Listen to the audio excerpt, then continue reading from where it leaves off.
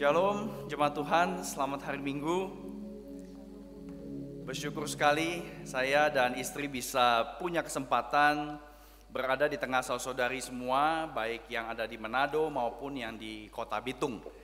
Nah, Bapak Ibu saudara yang terkasih, hari ini kita akan sekali lagi mencoba untuk menyelami isi hati Tuhan. Dan bersyukur sekali saya punya kesempatan untuk membagikannya, khususnya mengenai tema hidup menyembah yang berpusat pada Injil Kristus. Sebelum kita lebih jauh, mari kita datang ke hadapan Tuhan, mohon pimpinan Roh Kudus, kita berdoa. Segala puji syukur kami naikkan ke hadapan-Mu ya Allah, karena di pagi yang cerah ini Engkau beri kami kesempatan, dan melalui kesempatan ini Engkau sebenarnya sedang menunjukkan diri-Mu sebagai Allah yang panjang sabar, Allah yang setia, Allah yang mau terus berbicara, berkomunikasi, dan mengajarkan kami, memberikan kepada kami petunjuk hidup bagaimana seharusnya kami menjalani keseharian kami sebagai umat Kristiani di kota ini.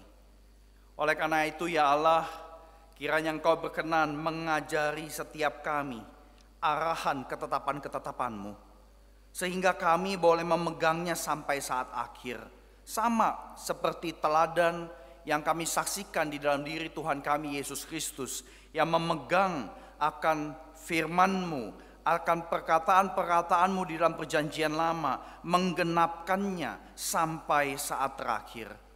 Buatlah kami mengerti di bawah terang kuasa Roh Kudus-Mu, sehingga kami boleh berpegang pada apa yang Kau ajarkan. Kami mau memeliharanya dengan segenap hati. Bimbinglah kami di jalan perintah-perintah-Mu, sebab kami menyukai firman-Mu. Dan juga Tuhan, kami mohon condongkan hati kami kepada peringatan-peringatan-Mu, dan bukan kepada keserakahan. Palingkanlah mata kami dari hal yang sia-sia, sehingga kami boleh hidup di jalan-Mu, dan penuhi kami hamba-hamba-Mu dengan janji-Mu yang sudah digenapi ataupun janji-Mu yang masih akan digenapi. Tuhan, mampukan kami untuk membedakannya. Tentu singkirkanlah celah yang kutakuti, yang kami takuti, karena hukum-hukum-Mu itu baik. Sungguh ya Allah, melalui firman-Mu kami belajar sekali lagi bahwa Engkau adalah Allah yang panjang sabar, setia, dan terus mau mengajarkan kami, memberikan kami petunjuk hidup, sehingga kami boleh hidup seturut dengan teladan Tuhan kami Yesus Kristus. Dengarlah suruh doa kami ya Allah, dan kiranya Engkau ya Allah Roh Kudus sebentar boleh mencerahkan kami, bukan hanya untuk membaca bagian pada firman-Mu, tetapi boleh betul-betul mendalaminya dan kemudian melakukannya dalam hidup kami.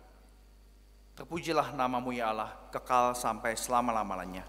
Berbicaralah, karena kami siap untuk mendengar. Di dalam nama Tuhan Yesus Kristus, semua yang percaya pada firman Tuhan katakan amin. Amin, saudara yang terkasih. Nah, saudara yang terkasih, saya mau membuka perenungan kita dengan satu kesaksian kecil, ya. Satu kesaksian kecil mengenai kebingungan saya waktu saya jadi orang Kristen. Jadi pada tahun-tahun awal saya jadi Kristen, saya mengalami kebingungan ketika masuk ke dalam kebaktian gereja. Saya bingung karena cara gereja-gereja bikin kebaktian itu bedanya luar biasa. Dan bedanya itu menyolok banget, ya. Contohnya seperti ini, saudara yang terkasih. Di satu sisi ada gereja yang suasana kebaktiannya kayak kuburan. Semua tenang. Nyanyi lemah lembut. Jadi pengen bikin tidur gitu loh. Kayak nggak ada antusias. Gak ada sukacita. Saya terus terang bingung. Karena waktu saya diundang untuk percaya Tuhan Yesus, kan pengkhotbah itu menegaskan Yesus mati buat dosa kamu. Yesus bangkit mengalahkan kematian. Tapi kok begitu saya jadi Kristen, kok orang Kristen nyanyi kayak tidak ada kebangkitan. Nah, saya bingung. Nah, kemudian ada juga, ya karena kan waktu udah jadi Kristen kadang-kadang ya nyobain gereja juga, pengen tahu gitu ya. Saya bingung, ada gereja yang suasana kebaktiannya seperti pameran fashion. Jadi jemaatnya datang dengan baju yang bagus luar biasa, ya. Jemaatnya kayak kekeluargaannya kuat. Karena begitu masuk ruang gereja saling bersekutu, chit-chat, ngobrol sana sini. Tapi yang di ngobrolin, tas kamu beli di mana tuh? Merek LV. LV tahu ya? Louis Vuitton. Bener gak bacanya, saya kagak tahu dah ya. Jangan di ngomongin beli tas merek di mana, merek apa, di mana. Saya bingung.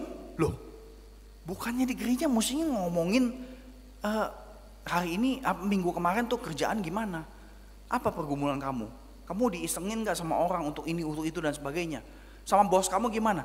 Obrolan itu kagak ada. Yang di ngobrolin adalah sekitar apa yang dipakai. Dan semua orang bercakap-cakap satu sama lain tapi tidak ngomongin mengenai Tuhan dan kerohanian. Ini bikin saya bingung. Tentu saya juga ke gereja yang mengadakan kebaktian seperti konser musik ya. Yang bikin saya bingung adalah panggungnya penuh dengan penyanyi dan pemusik tetapi salibnya nggak ada. Karena di depan kan ya tahun 90-an itu memang pakai overhead projector, tapi kan kalau gereja-gereja yang kontemporer itu gede sekali, mereka punya uang untuk beli. Kalau sekarang semua pada ganti LED screen, ya satu screen itu satu panel bisa 400 juta, kalau bikin 4 panel bisa 700 juta, ada yang sampai 2M dan sebagainya. Saya bingung, kok nggak ada salib? Ya. Nah Bapak Ibu saya yang terkasih, ditambah lagi kebingungan saya ini, ada kata-kata pemimpin ibadah yang ngomongnya begini nih. Saudari, mari kita tinggalkan beban hidup kita di luar, kita datang ke hadapan Tuhan untuk memuji Tuhan, kita bersuka cita di hadapan Tuhan. Saya tambah bingung. Waktu kemarin saya dikhotbahin untuk percaya Yesus, saya diajak menyerahkan dosa, beban hidup. Tapi begitu masuk ke kebaktian yang orangnya asumsinya adalah udah pada Kristen kan? Loh kok saya disuruh tinggalin beban di luar pintu gereja? Aneh sekali. Nah tentu dengan berjalannya waktu saya mendapati bahwa ternyata banyak gereja dan pemimpin gereja meributkan isu peribadahan yang tidak dipermasalahkan oleh Tuhan Yesus. Justru yang ditegur oleh Tuhan Yesus itu yang tidak diperhatikan. Nah Bapak Ibu saya terkasih, apa Tuhan Yesus pernah kasih tahu kita tanda-tanda seorang yang sungguh menyembah Yesus? Nah buat kita menyembah Tuhan kita, salah satu bentuknya adalah kita hadir setia, datang beribadah setiap minggu. Nah apa ada tanda yang Tuhan Yesus kasih tahu? Nah saya memperhatikan, mempelajari Alkitab puluhan tahun, ternyata ada saudara yang terkasih. Silakan Anda buka Yohanes 4. Yohanes 4 pasal 21 sampai 26. Kita akan baca bergantian ayat tersebut. Ayat 21 pria, ayat 22 wanita sampai ayat 26. Kemudian pria lanjutkan ayat 29 sampai 30. Kemudian terakhir wanita ayat 39 sampai 42. Semoga bisa diingat. Mari kita bangkit berdiri sebagai sebuah sikap hormat untuk mendengarkan perkataan Tuhan dari Alkitab. Yohanes 4 ayat 21 pria, 22 wanita, gantian sampai 26. Kemudian 29 30 pria, kemudian 39 sampai 42 wanita. 1 2 3. Kata Yesus kepadanya, "Percayalah kepadaku ibu, saatnya akan tiba bahwa kamu akan menyembah Bapa bukan di gunung ini dan bukan juga di Yerusalem." Wanita?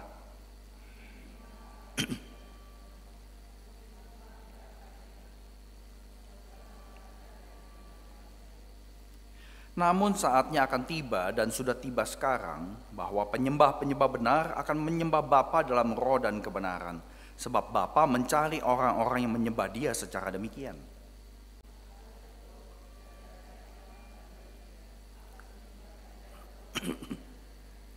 Jawab perempuan itu kepadanya, "Aku tahu bahwa Mesias yang disebut juga Kristus akan datang. Apabila Ia datang, Ia akan memberitakan segala sesuatu kepada kami."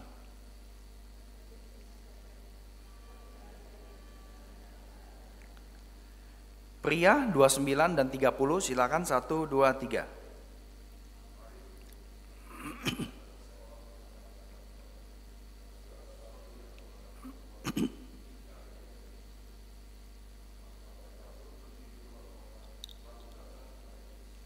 Wanita 39 sampai 42.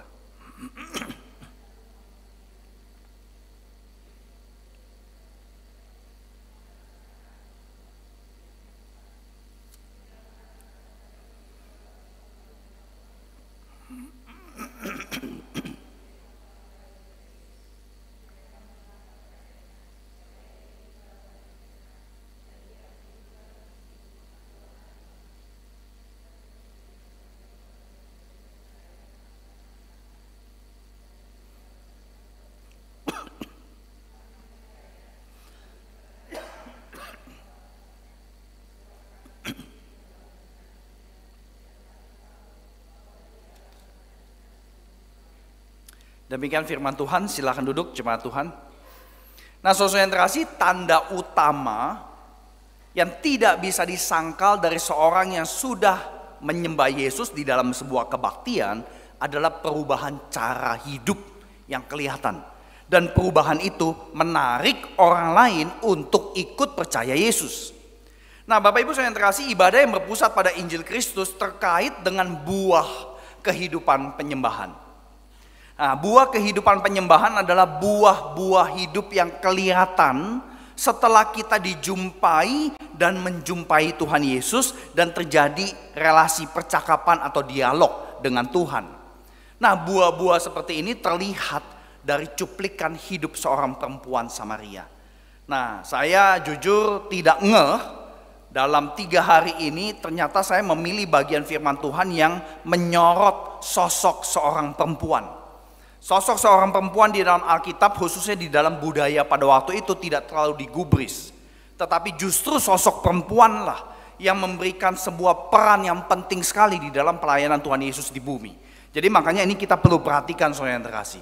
Nah, kisah percakapan Yesus dengan perempuan ini sebenarnya dibuka sejak dari ayat 1 sampai 8. Yang tadi kita baca itu pusat daripada percakapan Tuhan Yesus dengan si perempuan. Ya, nah mulai percakapan itu awalnya datang dari Tuhan Yesus minta minum ke si perempuan. Itu ada di ayat 7. Datanglah seorang perempuan Samaria hendak menimba air. Kata Yesus kepadanya, berilah aku minum. Ini menarik saudara yang terkasih. Yesus minta minum berarti sebenarnya dia sediakan kesempatan supaya si perempuan bisa memberi. Nah, rata-rata kita ngajarin anak untuk memberi kepada orang lain. Ini ajaran yang baik sekali. Karena ketika seorang bisa memberi, itu akan menunjukkan bahwa dia itu punya harkat martabat. Ada sesuatu yang dia bisa kasih ke orang lain. Dan itu akan meningkatkan harga diri seseorang, saudara yang terkasih. Nah, jadi Tuhan Yesus minta minum sebenarnya bukan semata-mata kebutuhan biologis. Ya, bukan semata-mata itu, tetapi ini sebuah kesempatan supaya si perempuan melihat bahwa ada sesuatu yang dia bisa serahkan kepada orang asing, orang Yahudi, yang sebenarnya Yahudi sama Samaria itu bertikai. Ya, jadi saudara yang terkasih, ini saya kira buah kehidupan penyembahan yang kita nggak terlalu perhatikan selama ini. Dan kemudian saya ambil poin aplikasinya dari bagian awal percakapan Tuhan Yesus dengan si perempuan Samaria. Jadi mengangkat harkat martabat seorang perempuan rendahan supaya ia melihat dirinya berharga karena ada yang bisa diberikan. Dengan kata lain, saya percaya bahwa ini buah kehidupan penyembahan dari seorang yang ibadahnya berpusat pada Kristus. Ketika kita mengalami perjumpaan, kita merasakan bahwa Tuhan itu berbicara kepada kita di dalam sebuah kebaktian, ada satu yang seharusnya berubah, yaitu ada perubahan di dalam menilai diri sendiri. Nah, saudara yang terkasih, kalau kita sebagai orang Kristen, kita mengklaim saya udah kebaktian kok, saya udah menyembah Tuhan hari ini. Ya, tadi udah kebaktian 1,5 jam. Validasi pertama, pengecekan pertama, apa betul kata-kata kamu itu sungguh-sungguh tepat gitu ya. Validasi pertama adalah gimana setelah kamu kebaktian, apakah kamu menilai diri masih sama seperti sebelum kebaktian. Yang sombong tetap aja sombong. Kalau ngomong membesar-besarkan diri gitu loh. Ya, kalau ngomong dia tuh melebih-lebihkan diri, exaggeration banget gitu loh. Ya, apakah tetap seperti itu? Buat kita yang rendah diri, merasa miskin melulu, merasa nggak bisa ngapa-ngapain, nggak berharga. Apakah setelah kebaktian kita tetap aja begitu? Jadi ini satu hal yang saya kira kita patut pertimbangkan. Ya, setelah kita kebaktian dan kita mengklaim, iya saya sudah disapa Tuhan. Berubah gak pandangan kita terhadap diri kita? Kalau tidak ada yang berubah setelah kita kebaktian berminggu-minggu, berbulan-bulan, jangan-jangan kita cuma badannya saja di sini, tetapi hati kita tidak berpaut. Kita tidak mau berelasi dengan Tuhan yang tidak kelihatan. Jadi saudara yang terkasih, buah perubahan nomor 1 adalah kita menilai diri dengan lebih sehat. Oleh karena itu mari jangan jadi gereja yang terjebak dalam perubahan kemasan. Bungkusnya berubah, tapi orang-orang yang kebaktian di dalam gereja enggak berubah. Suami yang selalu memandang dirinya itu enggak bisa kaya-kaya. Udah gitu istrinya juga tambahin lagi dengan kata-kata yang enggak gitu ya. Si suami udah ikut kebaktian, tapi kagak berubah. Dia lebih percaya kata-kata istrinya daripada kata-kata Tuhan. Susahnya ya, kehidupan suami istri kadang-kadang kata-kata istri itu adalah kata-kata Tuhan. That's the problem gitu kan. Kadang-kadang gitu, kita jadi suka kesaru gitu kan. Makanya kan ada singkatan tuh ya, ISTI gitu kan. Ikatan suami takut istri gitu ya. Sebenarnya bukan takut istri ya, buat suami-suami yang mengasihi istri itu respect sama istri. Cuma kadang-kadang istri itu kelewatan gitu ya. Sampai saya pernah ngomong sama kakak ipar saya, lu perlakukan istri lu kayak queen, ya kayak ratu di rumah. Kemudian dia jawab begini, enggak lah ngapain, entah keenakan jadi queen, gua nggak pernah jadi king. Ya, itu dinamika kehidupan suami istri bisa begitu saya terkasih. Tapi intinya poin buah kehidupan penyembahan yang pertama, setelah kita kebaktian ya berminggu-minggu, coba perhatiin. Apakah saya menilai diri saya dengan lebih sehat atau lebih parah dari sebelumnya? Kalau lebih parah, jangan-jangan ya badan kita doang di sini, tapi kita nggak ada perubahan karena kita tidak berjumpa dengan Tuhan Yesus. Itu yang pertama, saudara yang terkasih. Bagi si perempuan Samaria, buah kehidupan menilai diri dengan lebih baik perlahan-lahan berubah, ya, tidak langsung berubah di momen percakapan yang pertama. Nah, saudara yang terkasih, permintaan minum dari Tuhan Yesus kepada si perempuan di ayat 7 sebenarnya ditanggapi oleh si perempuan dengan sinis sekali di ayat 9. Saya baca ayat 9, kata perempuan Samaria itu kepada Yesus, bagaimana mungkin engkau seorang Yahudi minta minum kepadaku seorang perempuan Samaria? Kan orang Yahudi sama orang Samaria itu selalu bertikai, selalu menonjolkan diri siapa umat Allah yang murni. Nah, Anda perlu baca perjanjian lama untuk mengerti latar belakang tersebut. Ya, saya nggak akan bisa menyinggungnya. Tapi jawaban sinis dari si perempuan bukan cuma satu kali. Ada yang kedua kali, yaitu ayat 11 dan 12. Di sini dikatakan begini. Kata perempuan itu kepada Yesus, Tuhan, engkau tidak punya timba dan sumur ini dalam. Dari mana engkau memperoleh air hidup? Apakah engkau lebih besar dari bapak leluhur kami yaitu Yakub yang memberikan sumur ini? Jadi si perempuan ini sinis jawabnya. Nggak punya timba mau minta air. Udah gitu ngomong Tuhan itu bisa memberikan air hidup, itu maksudnya apa gitu kan? Jadi jawaban si perempuan yang sinis ayat 9, ayat 11 dan 12 ditanggapi oleh Tuhan Yesus. Dan perhatikan tanggapan Tuhan Yesus ayat 10. Jawab Yesus kepadanya, jikalau engkau tahu tentang karunia Allah dan siapa yang ngomong kepada kamu, berilah aku minum, niscaya engkau telah meminta kepadanya dan ia memberikan kepada kamu air hidup. Itu jawaban pertama Tuhan Yesus. Jawaban kedua Tuhan Yesus ayat 13 dan 14. Jawaban Yesus kepadanya, siapa saja yang minum air sumur ini, ia akan haus lagi.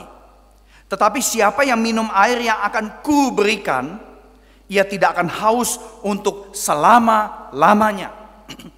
Jawaban Tuhan Yesus konsisten, menunjuk kepada dirinya sebagai air yang memberikan kepuasan selama-lamanya buat hidup si perempuan. Nah, saudara yang terkasih, jadi Tuhan Yesus menanggapi sikap sinis si perempuan dengan konsisten, memberitahu, hai perempuan, saya adalah air hidup itu. Ditawarin, mau apa enggak? Nah, saudara yang terkasih, saya kira kemauan si perempuan itu akhirnya ketahuan ya. Di ayat 15. Di ayat 15 akhirnya si perempuan ngomong begini. Tuhan, berikanlah aku air itu, supaya aku tidak haus dan tidak usah datang lagi ke sini untuk nimba air. Si perempuan pengen air secara literal. Tapi Tuhan Yesus mengatakan air adalah diriku. Jadi ada yang kagak nyambung, saudara yang terkasih. Nah, bukankah itu yang umumnya kita inginkan ketika kita berelasi dengan Tuhan Yesus? Kita ingin berkat, solusi yang sifatnya materialistik, yang literal, yang langsung kelihatan di depan mata. Nih, saya kasih ke kamu. Nah, ini bisa menjadi isu yang membuat kita tidak nangkep apa yang Tuhan Yesus katakan kepada kita, saudara yang terkasih. Nah, Tuhan Yesus itu menawarkan dirinya air hidup untuk memuaskan si perempuan. Nah, buah kehidupan yang naturnya kekal tapi nggak kelihatan hanya bisa dihasilkan kalau kita datang ke dalam kebaktian yang menonjolkan identitas Tuhan Yesus di dalam minggu demi minggu kebaktian, saudara yang terkasih. Nah, kebaktian minggu itu diadakan kita tahu untuk merayakan Kristus yang bangkit, mengalahkan dosa, kematian, dan segala macam kerusakan akibat dosa. Jadi ibadah yang berpusat pada Injil Kristus harus menampilkan Yesus secara eksplisit. Dalam konteks ini Yesus adalah air hidup yang memberikan kepuasan dalam hidup, kepuasan selama-lamanya. Tetapi Yesus itu bukan hanya air hidup, ada aspek-aspek identitas lain dari Tuhan Yesus yang bisa di-cover dalam setahun, 2 tahun, gak habis-habis kita bicarakan mengenai siapa Yesus. Jadi saudara yang terkasih, buah perubahan, menilai diri itu nomor 1. Kemudian buah perubahan dalam konteks melakukan kebaktian, tonjolkan siapa Yesus di dalam kebaktian gereja minggu demi minggu. Karena hanya dengan hal itulah kita bisa mengalami perubahan. Dan saya kira contoh perubahan yang luar biasa, perubahan yang pada level paling dalam gitu ya, itu contohnya Saulus menjadi Paulus. Saulus mengalami perjumpaan pribadi dengan Tuhan Yesus di Kisah Rasul 9. Lalu pandangannya atas dirinya berubah total. Dia menganggap dia adalah ahli Taurat, ahli agama Yahudi, ahli yang kemudian menyetujui penganiayaan terhadap Stefanus. Tapi begitu dijumpai Tuhan Yesus ya di dalam perjalanan ke Damaskus, Paulus buta 3 hari. Sehingga dia dipaksa untuk memikirkan ulang segala macam konsep dan pengetahuan agamanya. Nah, saudara yang terkasih, makna hidup Paulus, arah hidup Paulus dibelokkan karena terjadi perubahan dari dalam keluar. Nah, bahkan sampai mati Paulus menghidupi identitas baru itu. Dan dalam proses perjalanan hidup Paulus itu tetap bekerja sebagai pembuat tenda, saudari. Dia bukannya nggak kerja ya. Dia kerja sebagai pembuat tenda untuk tidak membebani jemaat yang dia layani di berbagai kota. Tapi pekerjaan yang dia lakukan bukan lagi demi bertahan hidup atau sekedar memperkaya diri atau bangun reputasi sebagai pembuat tenda ternama di Asia Kecil pada waktu itu. Tidak. Pekerjaan sebagai pembuat tenda diberikan makna dan arah yang baru, yaitu demi menyaksikan Kristus dan mendukung komunitas Kristen yang membutuhkan. Jadi identitas Paulus itu berubah. Dia menilai dirinya sudah beda sekali. Dan itu buah kehidupan yang sifatnya kekal karena dia beneran ketemu dengan Tuhan Yesus. Sehingga apa yang dia lakukan di dalam kehidupannya itu semuanya belok, saudara yang terkasih. 180 derajat beloknya, bukan 360 derajat ya. Kalau 360 derajat balik lagi. Tapi ini 180 derajat, kontras dengan kehidupan yang sebelumnya. Nah, perubahan ini dampaknya kekal. Karena betul-betul ketemu dengan Yesus yang identitasnya nyata, nggak ditutup-tutupi. Nah, saudara yang terkasih, bagi perempuan Samaria, sikap sinis yang tadi kita lihat, perlahan-lahan itu berubah. Karena terus ada percakapan dengan Yesus. Nanti saudara perhatiin lagi deh, waktu Anda pulang baca seluruh Yohanes 4. Percakapan itu terjadi dalam beberapa siklus sebenarnya. Percakapan itu membentuk relasi yang memberikan dampak ke dalam. Jadi dari sinis berubah menjadi kesadaran bahwa dia perlu dan dia ingin air hidup dari Yesus. Tetapi ingin air hidupnya itu masih kurang pas. Karena dia pengen air beneran, literal. Tapi Tuhan Yesus memberikan dirinya. Nah, yang interest adalah, dan ini menarik ya, setelah si perempuan jawab dia pengen air itu, terus Tuhan ubah topik. Ayat 16. Kata Yesus kepadanya, pergilah, panggillah suamimu. Ini aneh, saudara yang terkasih. Kenapa dari ngomongin minta air, udah gitu ada percakapan-percakapan, si wanita udah pengen tuh air gitu kan. Dia ubah topik Tuhan Yesus. Apa hubungannya air sama hidup pernikahan? Nah, saudara yang terkasih, banyak tafsiran mengenai hal tersebut. Tapi saya kira salah satu aspek kalau kita ngerti maksud Tuhan Yesus, ini sangat mendalam sekali, saudara yang terkasih. Air hidup adalah untuk kepuasan hidup. Orang menikah seringkali karena pengen mendapatkan kepuasan hidup. Dia ngejalanin hidup nggak sendirian. Dia bisa bangun keluarga. Ada idealisme-idealisme yang dia tidak temukan di keluarganya yang corat marut gitu ya, yang berantakan. Dia pengen bangun dengan istrinya, dengan suaminya. Ternyata nggak terjadi. Si perempuan jawab, ya waktu diminta bawa suami kamu. Si perempuan jawabnya begini, aku nggak punya suami. Cuma satu kalimat, aku tidak mempunyai suami. Kalau sebelum-sebelumnya dia ngomongnya panjang banget kan. Tapi yang ini, aku gak punya suami. Kenapa kira-kira Bapak Ibu? Dia malu. Dia malu sama hidup pernikahannya. Seolah-olah jangan ngomongin hidup pernikahan saya. Kenapa kamu tiba-tiba nanya mengenai pernikahan? Makanya dia jawabnya cepet, saudara yang terkasih. Jadi Bapak Ibu saudara yang terkasih, saya percaya seorang yang berjumpa dengan Yesus, punya relasi, bercakap-cakap dalam beberapa siklus dan terus menerus, bukan cuma alami perubahan dalam menilai diri, bukan cuma mengalami perubahan di dalam konteks waktu kita ngumpul kebaktian, karena Yesus ditonjolkan, tetapi yang lebih luar biasa lagi adalah perubahan terhadap diri, menilai diri. Perubahan ini akan berpengaruh ke dalam hidup pernikahan dan keluarga. Ini yang seringkali kita nggak perhatikan. Jadi Tuhan Yesus tanya atau minta panggil suami kamu. Tujuan Tuhan Yesus mau mengatakan bahwa buah ibadah yang berpusat pada Kristus adalah perubahan dalam relasi berkeluarga. Nah, setelah si perempuan menghindar dari topik pernikahan, dia cari hal yang rohaniah. Di ayat 19 sama 20 dia ngomong begini.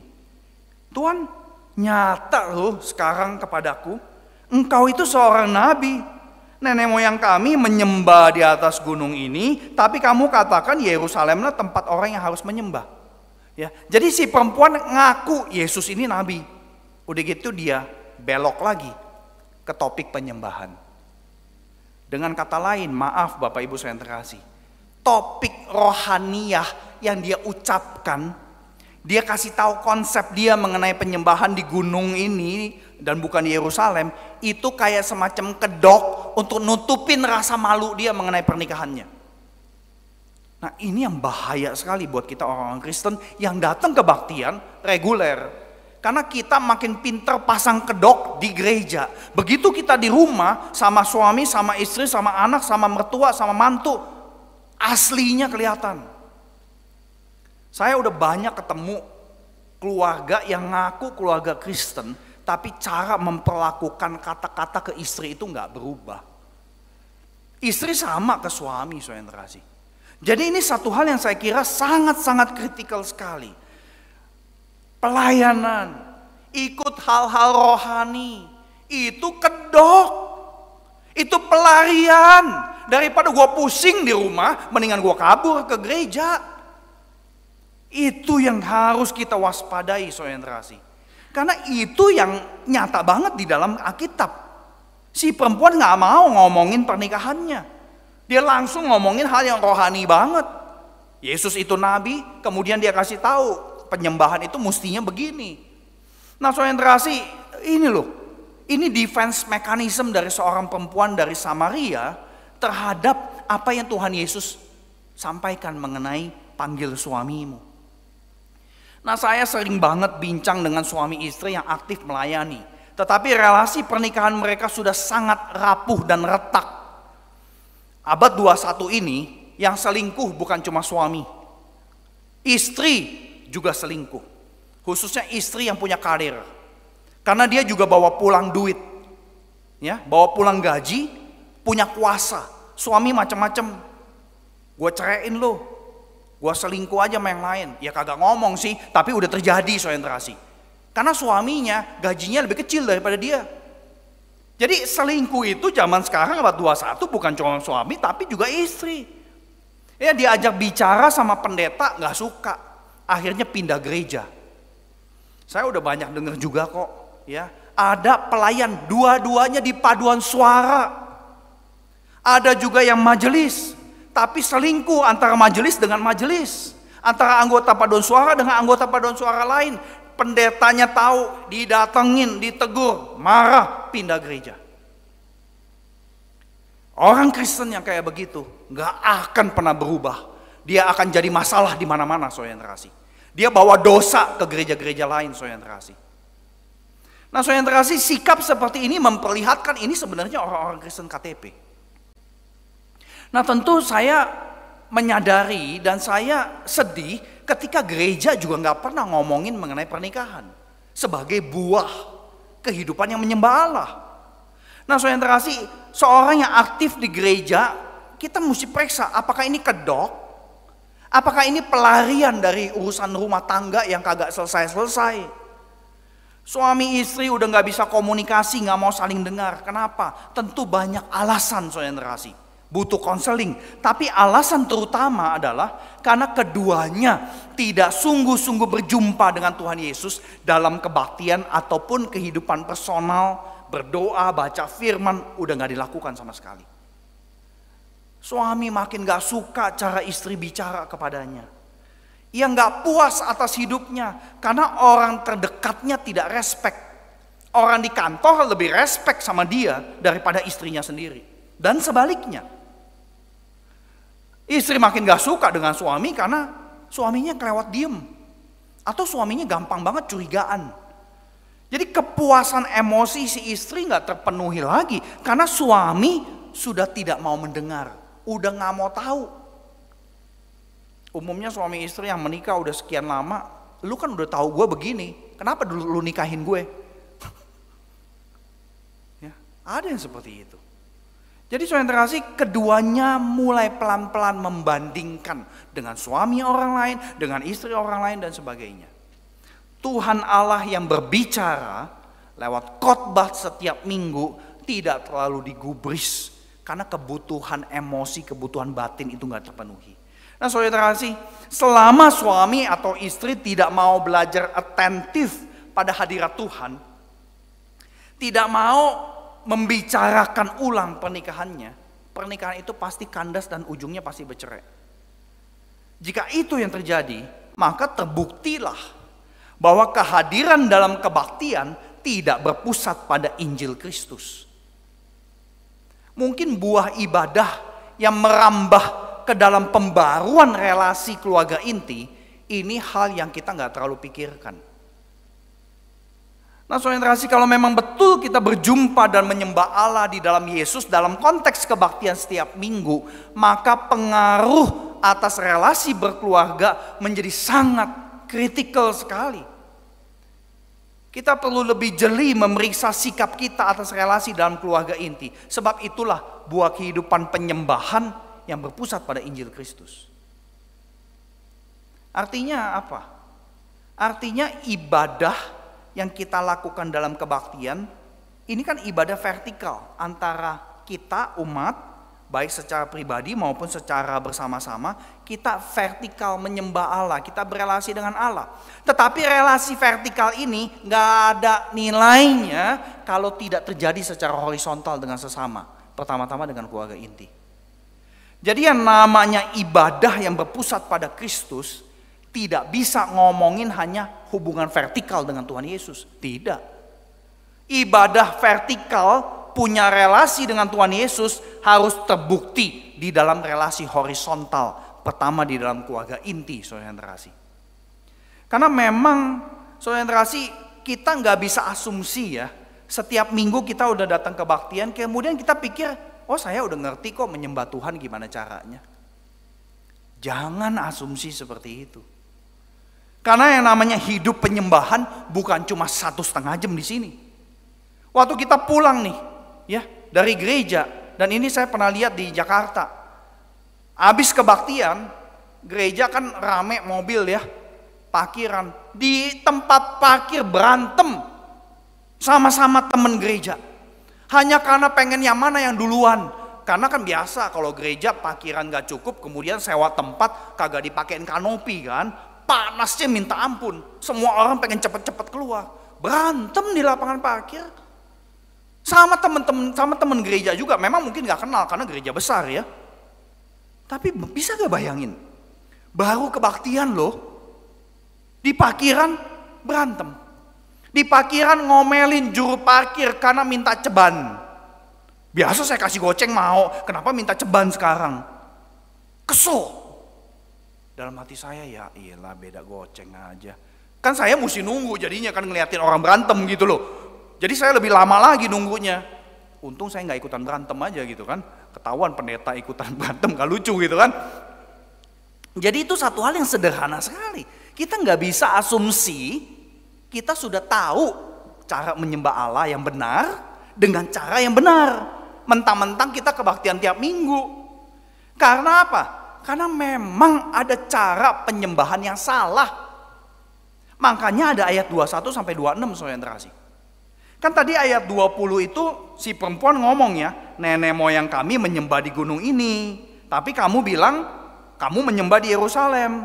Kemudian Tuhan Yesus ayat 21 ngomong begini. Percayalah kepadaku ibu, saatnya akan tiba. Kamu akan menyembah Bapa bukan di gunung ini, di Samaria ataupun di Yerusalem. Kemudian Tuhan kasih tahu konsep penyembahan yang benar. Dengan kata lain saudara yang terkasih, Tuhan Yesus memberikan ayat 21 sampai 26 untuk mengoreksi konsep penyembahan dari si perempuan yang menganggap dia tahu cara menyembah Allah. Nah, saudara yang terkasih, yang menarik di dalam ayat ini ayat 21 sampai 26, kalimat di dalam bahasa Alkitab bahasa Indonesia terjemahan tahun 2023 kalimatnya bagus, lebih bagus daripada terjemahan yang sebelumnya. Ya, di sini dikatakan penyembah-penyembah benar akan menyembah Bapa dalam roh dan kebenaran, sebab Bapa mencari orang-orang yang menyembah Dia secara demikian, yaitu menyembah dalam roh dan kebenaran. Allah Bapa mencari penyembah-penyembah. Jadi mencari itu kan kayak mencari harta, ya, memburu harta. Jadi ini sebuah tindakan aktif dari Allah mencari penyembah, jamak, bukan cuma satu penyembah. Makanya kita nggak bisa abaikan bagian diri kita adalah di dalam penyembah Allah di dalam kebaktian setiap minggu. Kita nggak bisa abaikan komunitas Kristen saudara yang terkasih. Jadi dengan kata lain, ibadah itu baru berpusat kepada Kristus kalau kita tergabung dalam komunitas penyembahan. Nah, saudara yang terkasih, kalau kita terus ibadah online, tentu membuat kita nyaman ya. Tapi kalau ternyata ibadah online itu bikin kita males ketemu teman-teman gereja, Karena setiap teman gereja menurut orang itu selalu ada jeleknya, yang paling bagus dia gitu loh ya. Sehingga ini bahaya sekali. Berarti dia jangan-jangan memang Kristennya nggak benar, saudara kasih. Jadi itu satu hal yang saya kira kita perlu perhatikan. Penyembah yang dicari Allah adalah yang menyembah di dalam roh dan kebenaran. Jadi Allah Bapa peduli bagaimana penyembahan diberikan kepadanya. Ibadah itu tidak bisa disebut ibadah Kristen kalau terjadi tanpa kuasa Roh Kudus menaungi roh kita. Teman-teman, saudara-saudari sepupu kita Muslim juga menyebut sembahyang mereka ibadah atau ibadat, ya. Tapi yang namanya ibadah Kristen, Roh Kudus itu harus menaungi roh kita. Berarti kita perlu percaya Yesus dulu, baru dikaruniai Roh Kudus. Kemudian yang kedua, kita perlu menerima sang kebenaran Yesus Kristus yang menjanjikan kebenaran di dalam kitab suci. Jadi saudara kasih, roh dan kebenaran tidak pernah boleh dipisah. Nah, dari paparan ini kita mendapati bahwa buah dari hidup ibadah yang berpusat pada Kristus adalah perbaikan dan pertumbuhan konsep iman Kristen. Kalau kita datang kebaktian setiap minggu, ya, tetapi kita nggak pernah mau diberikan tambahan pengajaran. Kita selalu menolak ikut seminar pembinaan dan sebagainya. Karena merasa ya buang-buang waktu lah, ngapain lah, kerjaan udah banyak segala macam, masalah udah banyak, ngapain lah buang-buang waktu, saya belum tentu dapat apa-apa dan sebagainya. Nah, hati-hati dengan sikap-sikap seperti itu, sesuai generasi. Karena buah kehidupan yang menyembah, ibadah yang berpusat pada Kristus itu adalah kita menyediakan diri untuk diperbaiki, untuk diberikan input yang baru sehingga terjadi pertumbuhan konsep iman Kristen. Sebab itulah yang Tuhan Yesus lakukan atas konsepsi perempuan Samaria. Nah, satu usulan buat teman-teman pelayan ibadah dan pengurus gereja ketika mengevaluasi kebaktian. Seringkali kami pelayan ibadah ya cepat banget dikritik sama jemaat.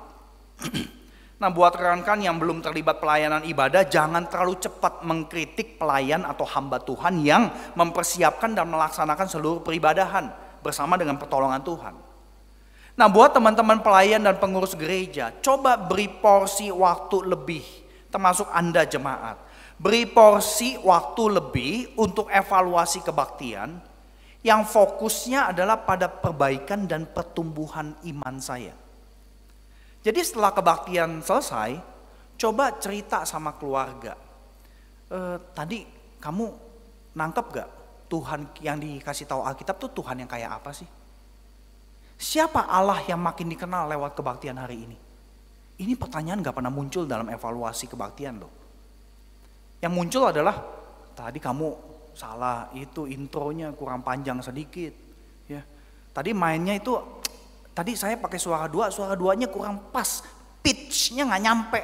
Ya, udah gitu kalau jemaatnya itu banyak pemusik, wah pada tutup telinga gitu loh. Ya, nah jangan cuma konsentrasi urusan teknis seperti itu, saudara. Tanya siapa Allah yang makin dikenal, ada gak sih konsep baru yang kamu dapat hari ini? Gimana ya kita terapin ya dalam kehidupan kita ya buat besok? Bagaimana pengetahuan tentang Alkitab hari ini ngubah saya? Waktu nanti saya pulang ketemu dengan anggota keluarga yang belum percaya Yesus. Itu contoh pertanyaan hakiki untuk evaluasi kebaktian, saudara kasih. Nah, waktu Tuhan Yesus kemudian melanjutkan perkataannya di ayat 26, Tuhan Yesus itu mengkonfirmasi kepada si perempuan bahwa Yesus adalah Mesias. Ayat 26 itu bunyinya luar biasa. Kata Yesus kepadanya, akulah dia yang sedang berbicara dengan engkau. Jadi sebenarnya Tuhan Yesus itu mengumumkan bahwa dirinya adalah Mesias. Ya. Jadi itu satu hal yang saya kira luar biasa. Tetapi cerita mengenai percakapan Yesus dengan perempuan Samaria itu kepotong. Karena tiba-tiba para murid balik udah bawa makanan. Ya. Bawa makanan, udah gitu Tuhan Yesus kagak mau makan. Ya murid-murid bingung, tadi disuruh cari makanan, kenapa sekarang nggak mau makan gitu kan? Tambah bingung, tapi saya nggak akan membahas hal itu, karena saya mau loncat kepada ayat 29 dan 30. Karena setelah Tuhan Yesus jawab ayat 26, akulah dia, Mesias, Udah gitu murid-murid datang, kemudian ayat 29. Perempuan itu tinggalin tempayannya. Loh, tadi kan mau ngambil air. Kenapa ditinggalin tuh tempayan? Airnya nggak diambil dong. Nah, saudara yang terkasih, intinya si perempuan itu mengalami sesuatu di dalam nih. Sehingga yang tadinya pengen ambil air, dia anggap nggak penting. Karena lebih penting pulang ke kampung ceritain, ada orang yang tahu hidup saya loh.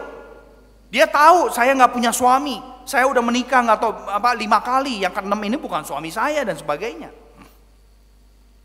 Perhatikan saudara yang terkasih, kok si wanita ini, si perempuan ini berani balik ke orang kampung. Tadi dia ngambil air, keluar dari kampung, ngambil air ke sumur itu tengah hari. Ya, matahari lagi terik-teriknya. Kenapa? Karena udah nggak ada orang yang ngambil air. Berarti dia adalah perempuan yang mungkin dikucilkan. Dia malu sama hidup pernikahannya. Ngomong sampai 5 kali, yang ke-6 juga bukan suaminya. Jadi saudara yang terkasih, ketika dia tinggalin tempayan air, dia berani balik ke orang kampung, dia ceritain kepada orang kampungnya percaya gak kira-kira? Nggak percaya. Siapa kamu? Makanya orang kampungnya nyamperin Yesus. Dan kemudian di terakhir kan ngomong, kami percaya, tapi bukan lagi karena apa yang kamu katakan. Tapi yang jelas si perempuan sudah mengalami perubahan from the inside out. Tadinya dia ngumpet-ngumpet ngambil air di siang hari bolong, kemudian tapi dia berani balik kasih tahu kepada orang sekampung bahwa dia udah ketemu Mesias. Nah, saudara yang terkasih, ini satu hal yang luar biasa sekali. Si perempuan itu distimulir untuk memberi kesaksian tentang Yesus Mesias kepada orang sekampungnya. Dan inilah puncak daripada buah kehidupan penyembahan. Kalau memang kita berjumpa dengan Tuhan Yesus, bukan cuma kita melihat diri dengan lebih sehat, bukan cuma kita menonjolkan Yesus dalam hidup kita, bukan cuma keluarga kita mengalami perubahan meskipun perlahan, tetapi orang-orang di luar keluarga kita bisa menyaksikan ada yang beda dari kita, saudara kasih. Nah, si perempuan ini berani ngomong kepada orang sekampung mengenai siapa Yesus. Dengan kata lain, poin aplikasi buat kita adalah kalau memang di dalam kebaktian setiap minggu kita berjumpa dengan Tuhan Yesus, kita berpusat kepada Kristus, prioritas hidup kita itu berubah. Waktu kita kerja sebagai sebuah platform untuk menyaksikan Injil demi jiwa-jiwa manusia lainnya. Jadi kerja itu bukan cuma kerja saja, tapi kerja untuk membawa Injil lewat seluruh cara hidup kita dan cara kerja kita. Ini yang orang Kristen seringkali tidak menyadari, saudara yang terkasih. Buah inilah yang sifatnya kekal. Ketika hidup kita menyentuh orang lain, karena orang lain dengar kata-kata kita. Ya, cara ngomong kita waktu kerja, waktu berumah tangga, iya loh, dia ada yang beda loh. Dan itu jadi kesaksian, saudara yang terkasih. Dengan kata lain, kebenaran yang terakhir yang menjadi puncak ini mengajarkan bahwa ibadah yang berpusat pada Yesus, puncaknya adalah semangat misional. Menabur kebenaran, memberikan kesaksian siapa Yesus dalam kehidupan setiap hari dan dalam kebaktian tiap minggu. Inilah buah yang membawa sukacita kekal. Dan itulah buah terakhir ibadah yang berpusat pada Kristus menurut Yohanes 4. Yaitu menjadi gereja misional melalui kebaktian karena kita memiliki Allah yang bermisi. Nah, saudara yang terkasih, Injil itu sendiri adalah misi Allah. Misi mengutus Yesus Kristus ke dalam dunia sebagai gambar Allah yang tidak kelihatan untuk memberitakan belas kasihan dan kuasa Allah mengalahkan dosa dan kematian. Nah, misi Allah ini dimaterai oleh Tuhan Yesus sebagai anak domba Allah dalam kitab Wahyu. Bahkan destiny orang-orang percaya adalah menyembah Allah di dalam segala kekekalan. Dan siapa saja yang menyembah, mereka yang percaya kepada Yesus dari segala suku, bangsa, kaum, bahasa. Jadi Penyembahan surgawi itu kagak ada kafling buat Tionghoa, buat orang Manado, buat orang Batak, nggak ada kafling, saudara yang terkasih. Kita diintegrasi oleh Allah menjadi satu umat Allah dari segala suku, bangsa, kaum, dan bahasa. Dengan kata lain, buah kekal ibadah yang berpusat pada Kristus adalah jiwa-jiwa yang diselamatkan dan kemudian dikumpulkan dalam satu kebaktian surgawi. Oleh karena itu kiranya buah kehidupan dari ibadah yang berpusat pada Kristus ini boleh kita renungkan di sepanjang hari ini, memasuki konteks kita bekerja dan sebagainya. Sebab destiny kita yang percaya adalah menjadi penyembah-penyembah Allah bersama segala bala tentara sorgawi dengan orang-orang dari segala macam suku, bangsa, dan bahasa. Kiranya Tuhan menolong kita untuk dapat menghidupi apa yang Tuhan berikan kepada kita hari ini. Mari kita tundukkan kepala. Kita akan masuk di dalam doa syukur atas firman Tuhan. Tapi sebelum saya berdoa, saya undang jemaat untuk merespons firman Tuhan dengan segala kejujuran di hadapan Allah. Apakah selama ini kita hadir kebaktian hanya sebagai kedok rohaniah? Atau kita hadir kebaktian aktif pelayanan sebagai pelarian untuk menutupi segala macam kerusakan relasi di dalam keluarga? Adakah konsep ibadah saya yang perlu saya perbaiki setelah dengar firman Tuhan? Bagaimana saya menilai diri setelah saya ikut kebaktian berminggu-minggu, bertahun-tahun? Seberapa jauh Anda menyadari bahwa ibadah Kristen tidak mungkin dipisah dengan misi? Berdoalah merespons firman Tuhan.